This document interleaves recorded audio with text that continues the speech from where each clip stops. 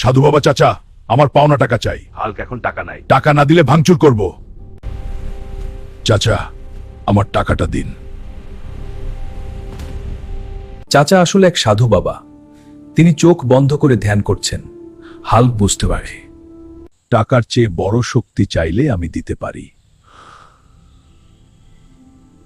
আমাকে সেই শক্তি দিন যাতে আমি সবাইকে সাহায্য করতে পারি।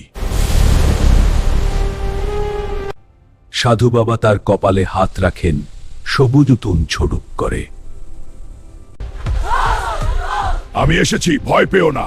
এই শক্তি দিয়ে আমি ঠিক করব। মানুষের ভালোবাসায় হাল্ক জনপ্রিয় হয়ে বেড়ে ওঠে।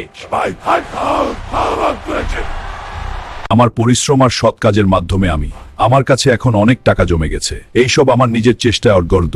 এক বিশাল ঘরে হাল্ক টাকার স্তূপের উপর শুয়ে আছে, কিন্তু তার মুখে শান্তির হাসি, কারণ সে জানে সে মানুষের উপকার করেছে।